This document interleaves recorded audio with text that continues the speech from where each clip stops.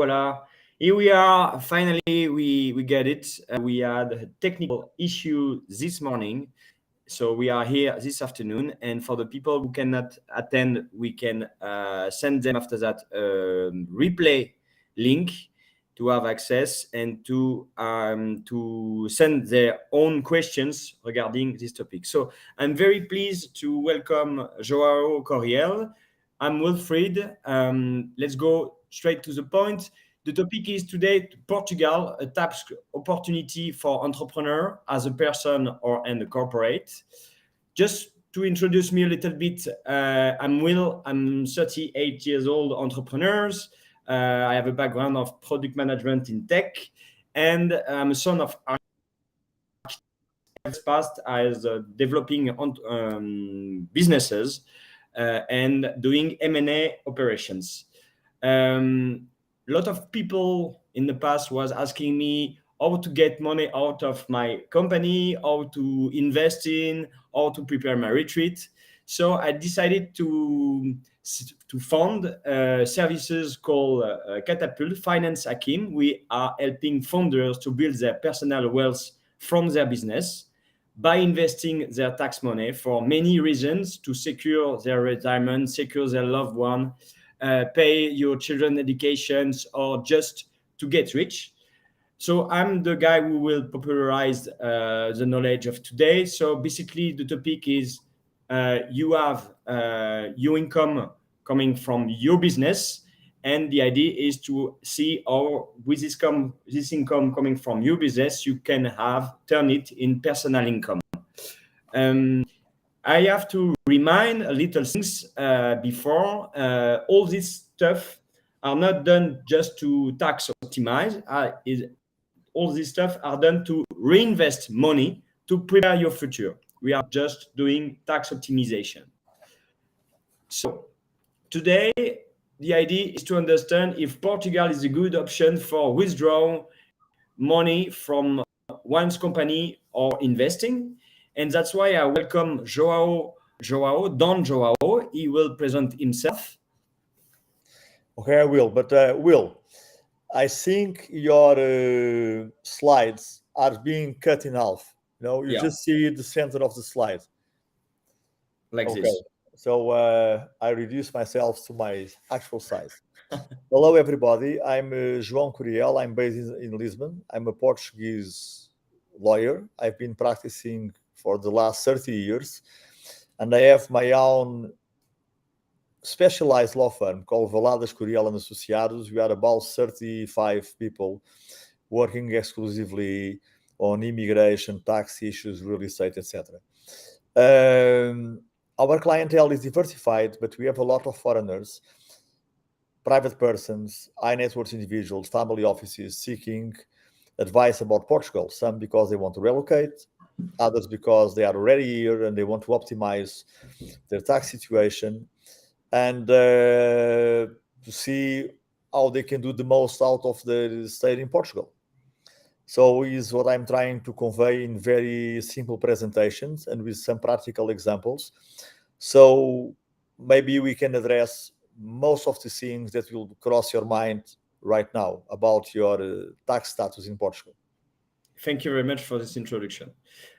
So let's go straight to the point in the structure of this webinar. So the first part will be on how is Portugal different from France? What kind of tax opportunities there is. We will talk after that about the non-habitual resident regime, which is a very interesting opportunity for foreigners living in Portugal and not only for foreigners. The third one will be about corporate tax and different options we can have. And after that, we can begin with the fourth part about the different options we have as a tax in Portugal. So let me check if I didn't change I have the good presentations. Yes, probably not. Yes, let me just check that. Okay.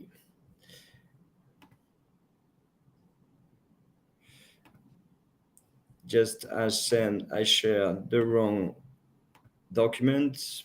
Maybe it's better like this. So we will talk about the non-habitual resident regime. After that, we will talk about the relationship between personal and corporate taxes in Portugal, what you can do, what kind of expense you can put on your business in your Portuguese company, or it will work if you are entrepreneurs in another country. And we will talk about the self-employment taxes in Portugal. And I will let Don Joao talk for now.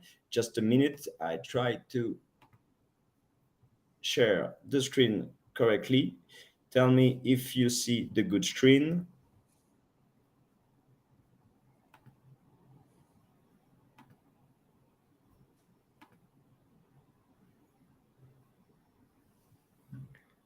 Up.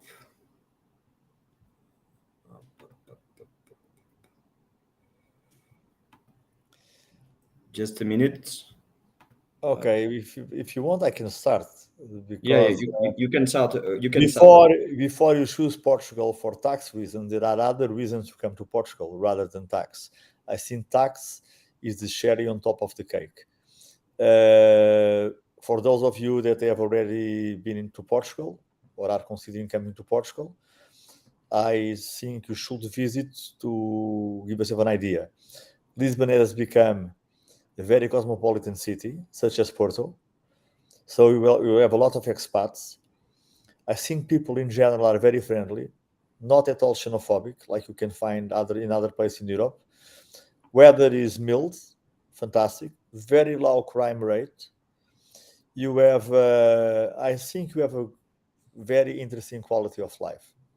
No racial tensions, no religious tensions. I travel around the world quite a lot, and I can tell you that Lisbon is right now one of the places to be.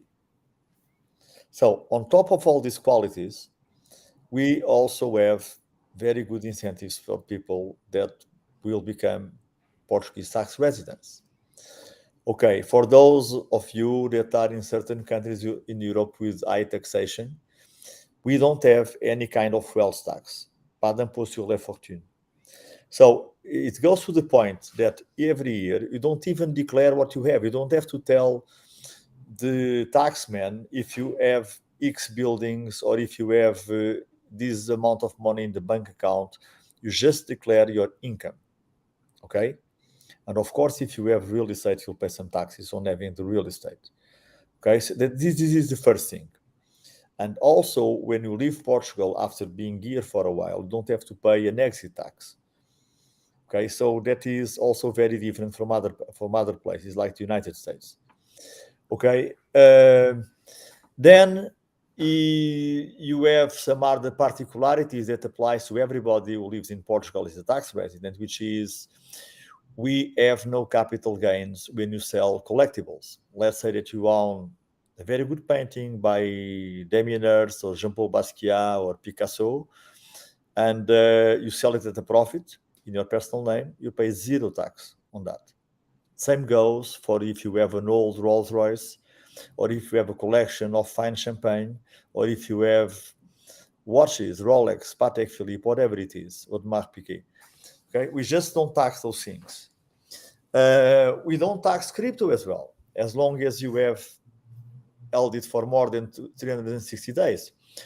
We want to discourage people that are day traders, that are just speculating, but if you keep it like as a saving and the limit is 1 year of detention, you'll be off the hook. You'll pay zero on capital gains tax when you sell it.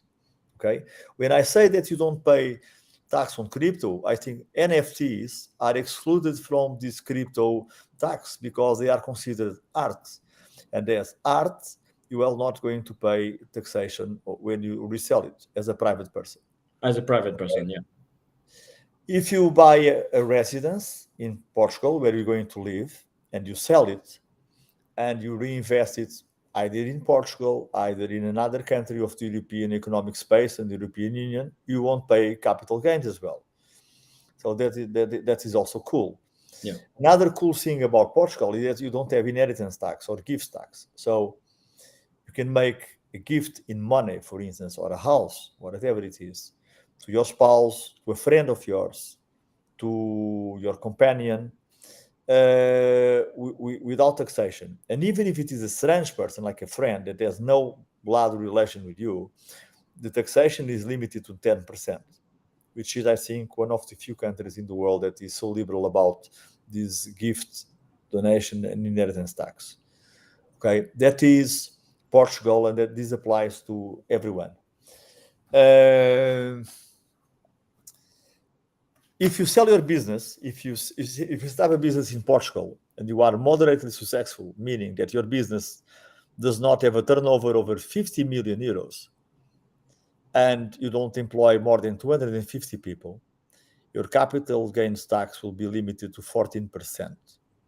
Okay? Wow. If you are a private person selling this and you are resident in Portugal. And of course, if you own the Portuguese business through a corporation based outside of Portugal, you will pay nothing in Portugal because you will be taxed on the country of residence, according to most of the double taxation treaties that Portugal has entered with most of the developed countries. Will, can you go for Yeah. the other slides? I think Yeah. we are past that slide.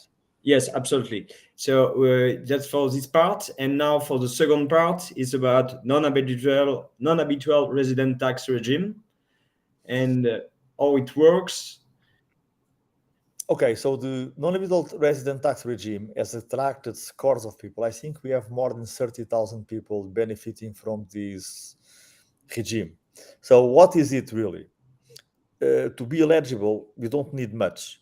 You just need to not having been a resident of Portugal in the last 5 years, meaning that even a Portuguese that has lived abroad is eligible. Okay, so what are the benefits of being an NHR? Yeah. The first big benefit, easily understandable, is that in principle, income sourced abroad does not pay tax in Portugal. You might pay abroad some taxes, but not in Portugal. And since Portugal has entered a lot of double taxation treaties with most of the countries, it means that the taxes that you pay on the country of source will be reduced. Let me give you an example. Let's say that you have shares from Apple. Now, Apple makes iPhones, okay? Yeah. So if you live in the United States, in principle, you pay 30% personal income tax on that income, on the dividends that you get from these shares. Okay, but if you live in Portugal and you declare to the bank that is negotiating with your shares that you are a Portuguese tax resident, the United States can only tax 15%, and Portugal will tax zero. The same for dividends in France or in Belgium. It's around the same rate, 30%.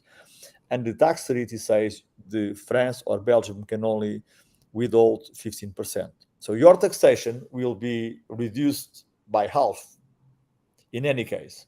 Okay. And a lot of people that have money, well, they don't live on salaries, they get dividends. And this can apply also to the dividends of your corporation, your family office, your family business that is located in the Netherlands or in Italy or in France or wherever it is. Okay, this is the first thing. So This is about passive income, huh? We were talking passive about income, passive income. dividends, royalties, and interests. Okay, Okay. you can lend money to your company, get the interest, and pay zero tax in Portugal Okay. on those interests. You can, let's say that you are a fashion designer and that you were living, let's say, in Belgium, okay, and you are getting a salary that is highly taxed at progressive rates in Belgium, and you come to Portugal instead of getting salaries, you start receiving royalties. Royalties have a reduced rate from 10 to 15%. I think in the case of United States, it's even less, and you will pay zero in Portugal. So for this passive income, in most of the cases, you'll pay half what you are paying now. Okay, so this is very enticing if you live on passive income. Do we Capital finish? gains is not so good. Yeah, You will sorry. pay 20%, Yeah. 28%. Instead, if there is also a micro, small, or medium enterprise that is located in the European Union, you will benefit from the same 14% that you will pay in Portugal. Okay, I think we forgot to put that on the slide. But those are the exceptional cases. Of course, if it is a corporation that is listed on the stock market, it will be 28. Okay. If you sell real estate property in Portugal, you'll pay half the rate that you normally pay in Portugal, which means that I'm not considering if you are selling a property and getting 50,000 euros. I'm saying if you are earning 500,000 or 1 million euros. And in those cases, your taxation will be 24%. Unless, of course, it is your personal residence in which you can reinvest and pay zero. Okay. Pretty clear on this one. Now, I think we could move on to employment and NHR. Okay. I think that will be the next slide. Work income? Work income, yes. So a lot of you that are considering coming to Portugal have some kind of activity. You are either self-employed or you work for a corporation. It can be even your corporation. Okay, so Portugal has drawn a list of professions that we believe are from high added activities. This list is very curious because you can find doctors and engineers. You can find lawyers, so lawyers don't have the benefit, but you can find also cooks and you can find artists. Okay, so for these people, if they are working for a company and getting a salary, there will be a flat rate of 20% personal income tax. Okay, it is rather good, considering what we pay throughout Europe. Okay, if you are self-employed, you will also pay 20% flat rate, but not on the overall of your income, only on 75%. Well, there are some nuances here, but keep in mind that the taxation for self-employment is somewhere between 15 and 20%. That is the basis. You have to check either the profession that you are doing goes into this list, and also contact some specialized person like me to tell you exactly what to do. And the best thing is that if you work abroad, you even have more benefits. Let me give you two examples. Let's say that you are a surgeon, okay?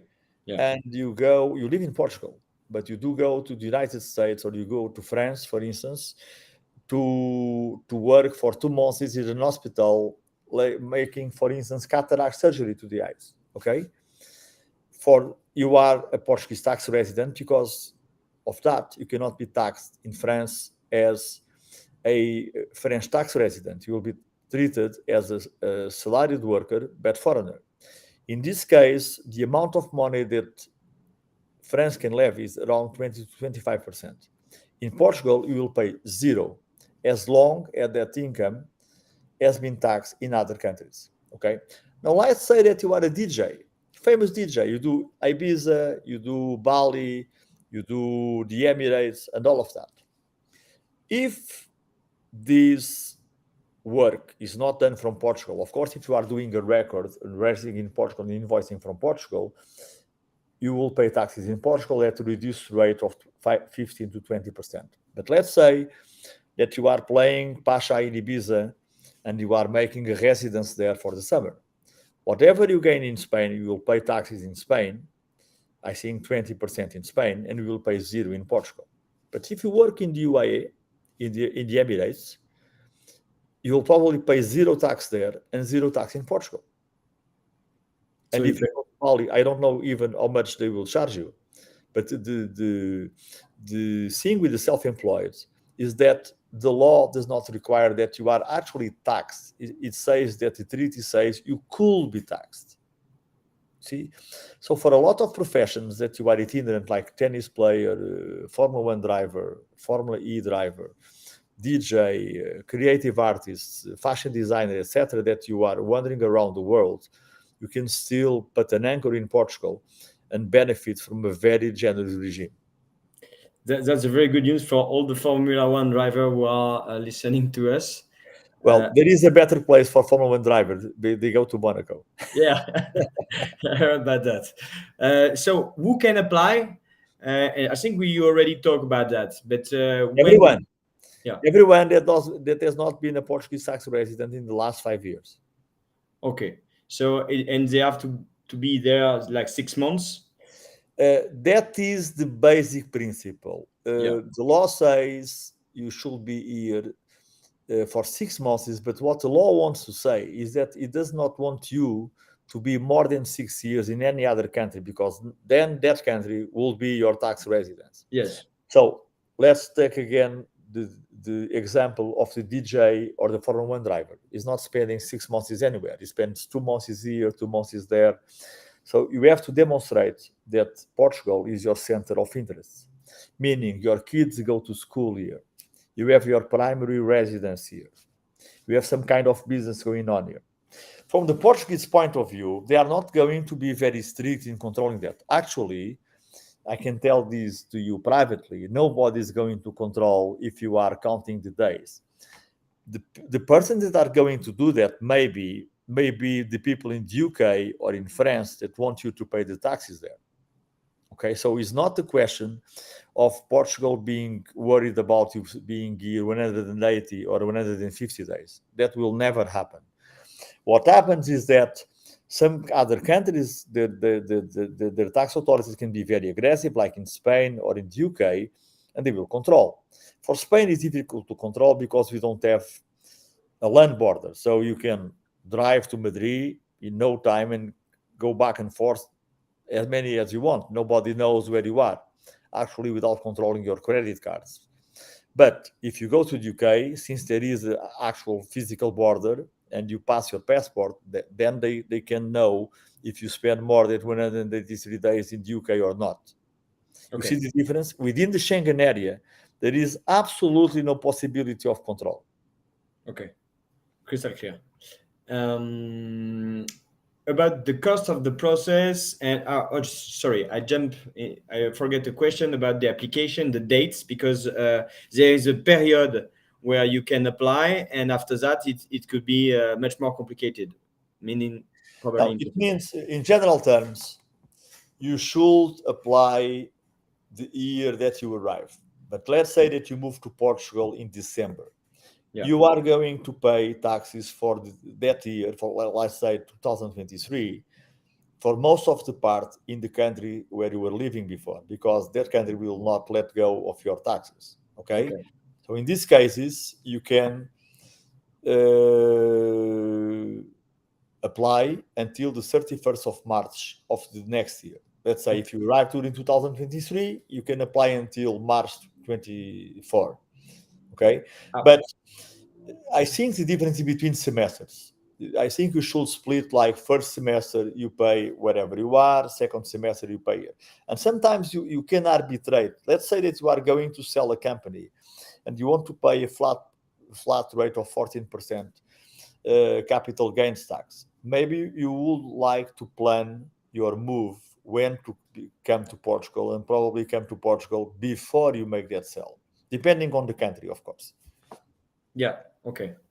Very interesting. So about the cost of the process. Well, the cost of the process is the cost of professional services, because there is nothing that you pay to the government to become a non-habitual resident.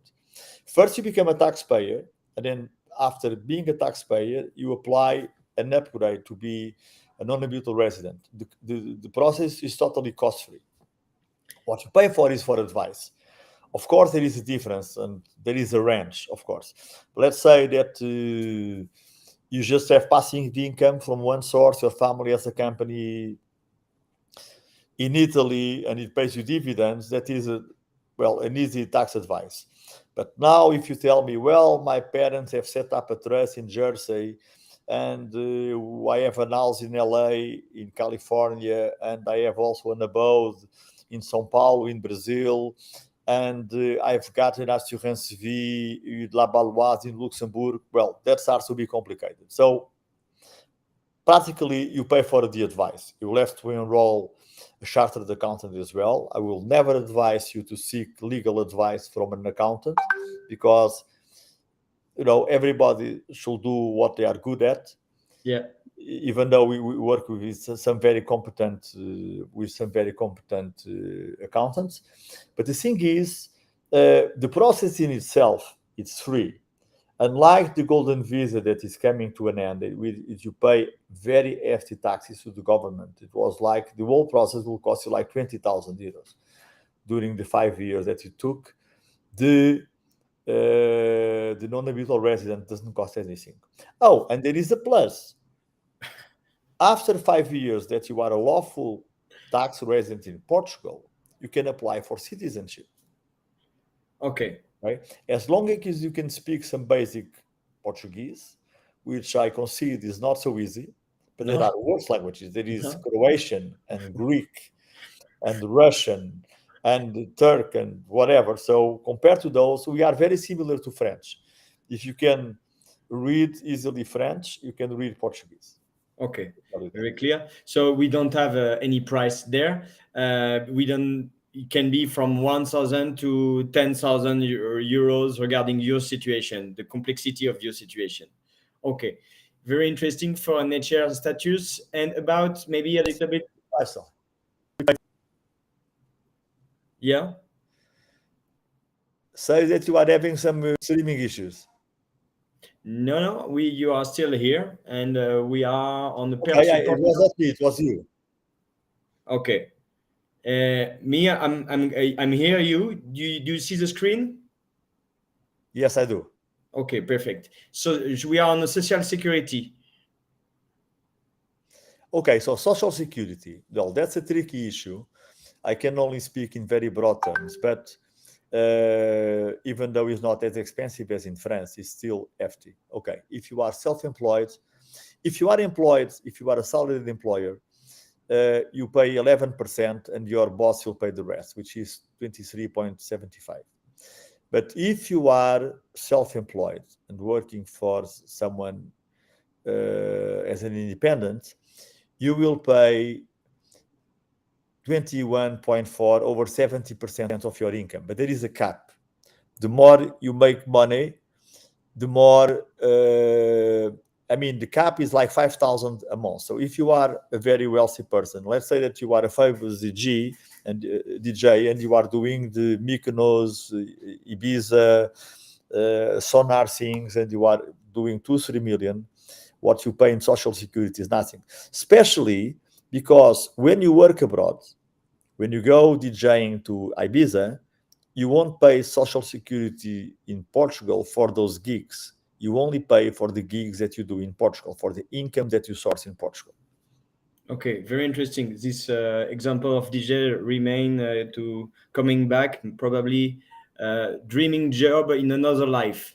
About the examples, we give the examples, and with at the end, participant can have this document and have a view on this example. But maybe you want to comment that. Yeah. The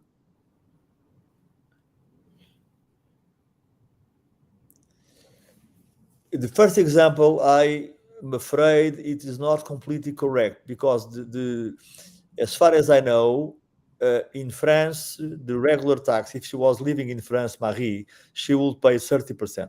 Yeah. Probably not in 10,000, but in something substantially above.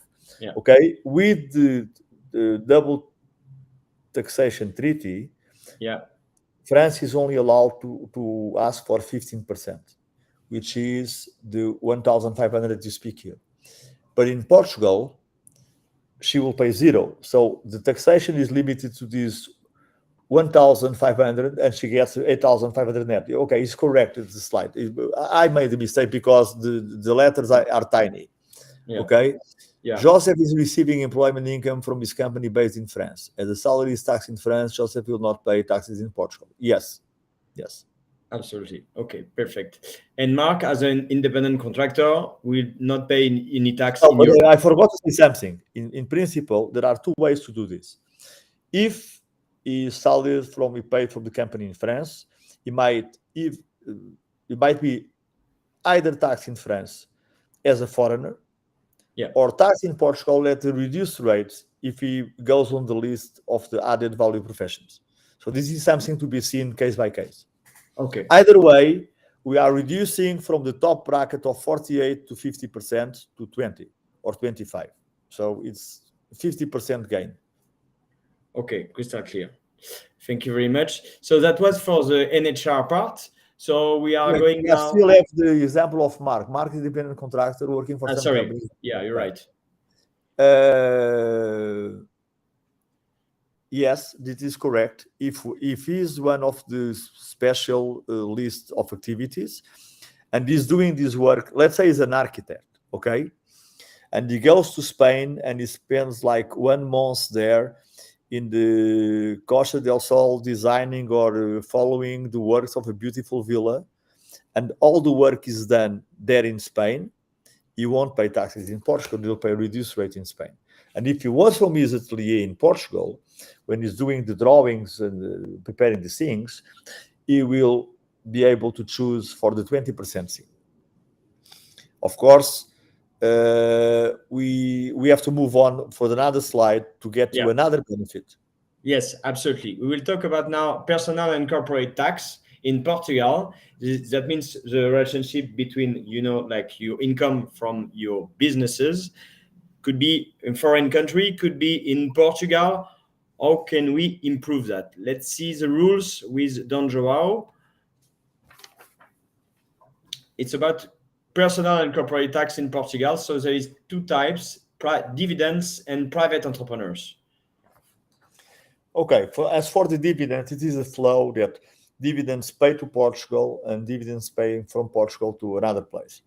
So, in the case of dividends paid to Portugal, we have already seen that the country of source, be it the UK, France, whatever, with the exception of the United States, or American citizens, not United States, American citizens, they will be reduced rates around 15% most of the time, okay? And generally, dividends are taxed at 30 or more across Europe, okay? And in some countries, they are taxed at progressive rates that go up to 45 or 50% in the Nordic countries, okay? According to the treaties, it's 15% that those countries where the money is sourced from can tax, and in Portugal, there will be no taxation whatsoever.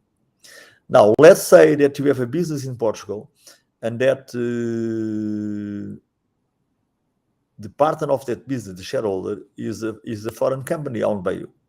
Yeah. Okay, so this company will pay Portuguese corporate tax normally on profit, but then when the dividends go up to the other company, there will be no withholding tax whatsoever.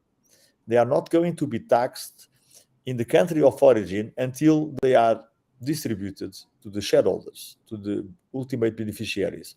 This is an European directive called Mothers and Daughters, meaning that to allow the free flow of capitals between countries of the European Union and avoid double taxation. Okay? So in a very complicated way that I cannot simplify here, maybe if you have a company in Portugal that is owned by a business somewhere else in Europe, and then you get dividends from that other company, that might work. Okay, that's a very good example because I think a lot of people are in this situation. So we are talking about dividends, private entrepreneurs, and what about? Okay, a dividend that you get from a Portuguese company will be taxed at 28%. So that's why a lot of people don't want to get those dividends out. They prefer to hold on to the company until they sell it when they are going to pay 14%. Okay, but let's say that how does a private entrepreneur goes around this thing? This depends on your level of activity. There is a threshold in Portugal that you have to retain, which is 200,000 euros. Okay, if you don't do more than 200,000 euros a year, you can opt for a simplified regime. Yeah. In fact, you can have multiple companies with the simplified regime. What does this regime entice for? They are not going to look at your expenses. They are only going to look at your turnover, how much you sell in services or how much you sell in products. Okay? So they will calculate a percentage of that. It might be 10%, it can be 75%. On that percentage, they will apply the 21% rate. So then you'll pay very little corporate tax. But then the second question is, how do I get the money out? Because if I'm going to get the money out, I'm going to pay 28%. Yeah. So basically, what people do, because these companies were expressly allowed to care for these situations, and you have a family business like two brothers-in-law that own a restaurant, and you have a small craftsman shop or something like that. They know that people will tend to put personal expenses in there, and that they are going to inspect them. They're going to find faults. That will be a nightmare because everybody will be in a court of law. So they close their eyes to it, and you can put your personal travel, you can put your restaurants, you can put the expenses with your car. Nobody is going to ask you for the detail of those countries. It is only relevant for VAT or TVA purposes. For the rest, instead of getting the money from the company to your pocket and then go to spend it whenever you travel, whenever you go to a restaurant, you book a room at an hotel, you buy a car, you put it in the name of the company, and that's the way you get the money out of the company. Yes. Okay. So this mechanic is very classical for every entrepreneurs. What if? Yes, there are pitfalls and limitations, and of course in a discourse like that, I cannot. This is not like it's not legal advice. These are generalities, okay? Yeah. But this is commonly used in Portugal. If done properly, it works. Okay, so my question is to be honest, straightforward, because I have this question coming from my communities. I have grocery shopping, I have babysitting, I have school of the children, and I have renting of my apartment in Lisbon. Can I put all these four things on my company in Portugal? Yes, yes, yes, yes. As long as they give you an invoice, a babysitter will rarely give you an invoice. Okay, okay. If But yes, but the now, school, it is completely possible that the company is paying for the school of their managers. It's a fringe benefit, but it happens. yes, Yeah, absolutely. alas, it comes as a package for many persons. That could pose some problems in the personal income tax side, but uh, that is debatable anyway. Everything from supermarket to groceries to any kind of voyages, you can pet it. Even a ring from Cartier or a Rolex. Yeah. Of course, I don't advise anyone to spend 200,000 euros in Rolexes just to get the money out. Well, it will be a very good business decision because Rolex nowadays are being sold for over whatever they cost in the shop. But anyway, I don't So think that the taxman would like to see a company full of Rolexes. we agreed, both of us, to do a webinar on investment, another webinar based on investment and where you can invest your private money and the money of your company. We agree on that. We Yeah, don't have to talk about that. Yeah. yeah, terrific. Well, but to say that the way to take the money out of these simplified companies is really to use it to pay for your private expenses. That you Okay. will correlate because there is like a fusion between your private self and and the company. It's I yours. see that. That's very different from France, for example. I know that UK is much more flexible on that. But let's say Okay, but something. if you have a normal company on the normal regime, when you have a certified accountant, you cannot do that because then you can deduct, you are only taxed on profits, but there is a limitation of what kind of expenses are deductible. For instance, cars are limited, restaurants don't think about it, clothes, etc. So the good thing about simplified regime, they say, I prefer to let go a bunch of guys that are spending 200,000 euros and still have the forces to go after the big corporation that make millions. This is a practicality from the tax office. Okay, they Yes. will let you go because they want to concentrate on the big guys. But the moment you go from 200,000 up, you might be under the scrutiny, and a certified accountant will not let you put the restaurant expenses or the babysitter or the Rolex for that case. You could, if your scope of business is also to buy and sell antiques, okay, in which case you are having merchandise in your inventory. Okay.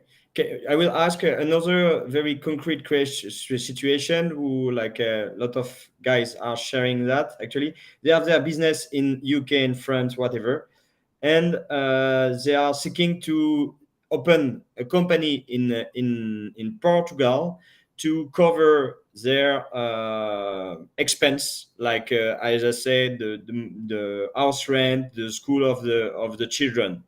So the mechanic is they have to invoice their own company on the other side. Yes.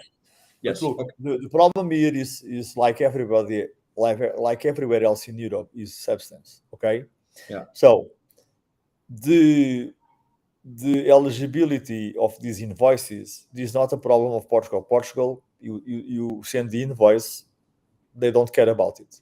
That will be the case. France is going to scrutinize that Yeah. invoice. Okay, Yeah. so of course you're going to say consultancy. I will advise you to put some more substance in an invoice, like saying this is a consultation for this specific project made between this day and this day. Okay, give Yes. it a little stuffing. Yeah. Okay. In case of B2B, it's Portugal could be Yes, very sir. But interesting in order to of find some course, if clients. you are, let's Yeah. let's go back to a simple example. Yeah. You have a company in France and you move to Portugal. You used to get a salary in which you will pay a lot of social security in France and a lot of taxes in France. Okay. You come to Portugal, you incorporate a company. You start doing consultancy for that firm in France. In Yeah. consultancy, since you are doing what you are doing like a salaried person, is completely illegible Okay. because you are actually doing the work. You are the one that are providing the solutions for the company that the company needs. The difference is that since you are not being paid as a private person, as a corporation, and if you fall under the simplified regime, in Portugal, you will pay much less, and then you can take the money out of the companies through your private expenses, seeing that you could not do in France, neither in Portugal with the standard regime. Yeah. Am I being clear? Yeah. It's clear. Thank you. Thank you very Oh, much. there is someone in the chat asking if simplified regime is recibo verde. Yeah. Yes and no. First, there is no such thing as recibo verde. The recibos were never verde, they were never green. They used to be, well, a few years ago, more than 10 years ago, you had, little books with recibos, with receipts. Now it's all electronic. From you have your own website from the tax department, and you log in with your tax number and the password, and then you can choose to make electronic invoices from there. Okay, electronic invoices are made by the self-employed. If you are paid a salary, the company that pays you makes the invoice. You only make the invoice when you are self-employed or if you are a company. Okay, so how does this work? If you choose, when you go to the finances, you have to choose if you are in the standard regime or the simplified regime. Alas, it's not by default. You have to choose and to choose carefully. You have a lot of people running into trouble because they go to see these low life accountants and they are in the standard regime, and then there is a mess to change them if it is possible to do. So, if you expect to invoice above 200,000 and if you opt for the simplified regime, yes, you can benefit from this as a private person, but I still think that a little company is better. Okay. Very clear. So yeah, basically there is other question on the other chat, and we decided to maybe go for the all the presentation and see after that if we have time to answer to all the question. But we will do little sessions after that on questions specifically. So thank you very much for all the information on corporate tax side. Now we'll talk about the self-employment tax in Portugal, which is the fourth part. And the idea mainly is to talk about the simplified regime and the organized accounting system. So yes, of course, there is a little bit Yes, of it's cooking. exactly. It goes exactly like for corporations. Until Yeah. 200,000 euros, you can choose the simplified regime. Over 200,000, you have to go. You don't need the company to operate. I can be a lawyer, and instead of having a law firm, I can be on my own name, have employees, pay rent, etc., and invoice 5 million euros a year. Okay, it's not just that efficient. Okay, Okay. so self-employment is very good when you couple with the NHR regime because it allows you, if you are the DJ or the architect that I was speaking about, or the engineer that is going to make a project for 1 month in the Emirates or 1 month in Africa or whatever, to avoid paying taxes in Portugal, because according to the NHR regime, this will not apply to corporations or companies. It will only apply to private persons. Okay, Okay. and in this case, those amounts will not concur for the taxation in Portugal. So in some cases, you could be not completely tax free, because I think in France, in Spain, for instance, the withholding tax is between 19 and 21%. It depends on the local government. Madrid is one thing, Barcelona is another thing, or Catalonia is another thing, and the Baleares is another thing. So I'm always lost because they are always changing that, always elections, and making up their mind. But the rules for self-employment are very much the same for small corporations. So the virtue of the self-employment thing is when you do this kind of professions that are in the high added value list, and you do a big chunk of your work out of Portugal. That will also reduce at least your social security, because that is something to consider. At some point, you have to make like your own business plan. You have to sit down with a sheet of paper and a pencil and say, look, my intention for next year is to make, let's go and say 200,000. Okay, Yeah. and I'm a self-employed person. Let's say 199, just I don't get full of the regime. And I'm going to, half of this, I'm going to be working in Spain, and I will go also to Italy and Croatia. Okay, and I'll be developing my projects there. And let's say this is half of my income. This would mean that these countries will have the possibility to levy taxes on me, but generally not above 20 to 25%. In Portugal, I will pay zero on this income, and I will pay the 20% flat rate in Portugal on the rest of the income. But in terms of social security, the 21% of the 70% that I told before, this will not be levied on the work done abroad. So you will halve your social security contributions.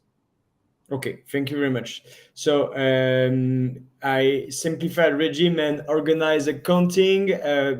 For me, it's sorry. We already talk about that, but me, I don't understand when there is big text like this, and I need really like a very concrete example with figures, because if I don't have figures, I'm not able to understand. Okay, I laid out a few examples, very simple, 7 examples, Yes. and can read it out loud for you. 200k salary income, tax in Portugal without NHR is about 100k, and with NHR is 40k. Okay. That's the difference between 50% and 20%. So Okay. that's very understandable, no? Yeah. The dividend from a French company without NHR, 28% in Portugal. Yes. 15% you pay in France, and you pay the rest in Portugal. With NHR, you only pay the 15% in France and the 0% 0%. in Portugal. So you are sparing almost 45%. Okay. You sell your business in Portugal. If less than 15 million turnover and 250 employees, you pay 14% in tax as a Portuguese tax resident. This Okay. is a very good regime everywhere in Europe, I Okay. can assure you.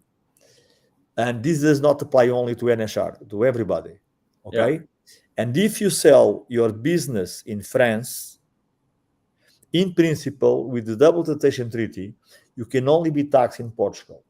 And if you are be taxed in Portugal and this company in France is the equivalent of one of these, the 50 million threshold plus the 250 employees, you're still eligible for the 14%, Yeah. which is fantastic. Okay? Okay. You sell your classic car, jewelry, art, NFT in Portugal as a private person, 0% tax. Yeah. Very interesting. You make a substantial, but you don't even need to be an HR to benefit from this. Okay? Yeah. You make a substantial gift to a friend, spouse, partner, child in Portugal, 0% tax. Well, this is not absolutely true because if it is only a friend or a cousin or even a brother, you'll pay 10%. But okay, if it is a spouse or you are in a civil union or it is a descendant or an ascendant, that's zero, or a Okay. spouse. Okay. Okay, you are a designer with a company established in Belgium where you get a salary and are taxed as progressive tax rates until, I don't know, 52 in Belgium. I'm not Yeah. really sure. You become a Portuguese tax resident and you start receiving royalties instead of salaries. You shall pay 10% in Belgium and 0% in Portugal. So Okay. in this case, the savings are huge, huge. Okay. You have crypto assets. If you hold them for more than 1 year and you convert it in fiat money or other assets, you pay 0% tax in Portugal. So more So than 1 year, there is a lot of my friend have a big crypto investment. They have from like many years, and they have the 0% on that. yes, but Okay. of course, like everything that has to do, one thing the taxman does not like is seeing you getting away without paying taxes. So you have to have everything well documented. We recommend people build tax files, especially for crypto, because crypto is not only a tax issue; it's also a money laundering issue. Let's say that you have a Yeah. crypto wallet and you sell something, might be a game or some Ethereum or something for 1 million euros, and that money is going to land in your bank account. The bank is going to ask, where does this money come from? And if you don't give sufficient and detailed explanation, they will not even allow the money in, and they will turn you over to the authorities. So before you do something with crypto, if you are trying to cash in a lot of money, you have to do some tax preparation in order to document, because the idea is first in FIFO, first in, first out, okay? But then you have to explain 10 years ago, I was mining this Bitcoin, and at the time it was worth this, and then I changed it to Ethereum, and then to Ethereum Lite, and then I bought the game, and then I went back to the exchange, and blah, blah, blah. You have to tell the story of that money, okay? But if you manage to do that, 0% in tax. Okay. Perfect. And I can tell you, with Mika in Europe, you are going to start paying. So you should think about this very quickly, because there is also a regulation called Mika that has been already approved in the European Parliament, and sooner or later it will land in our desks. In the United States, if you trade one coin for another, let's say Ethereum for Bitcoin or vice versa, you're going to pay tax on unrealized capital gains. So yes, we are a tax haven when it comes to crypto. Okay, crystal clear.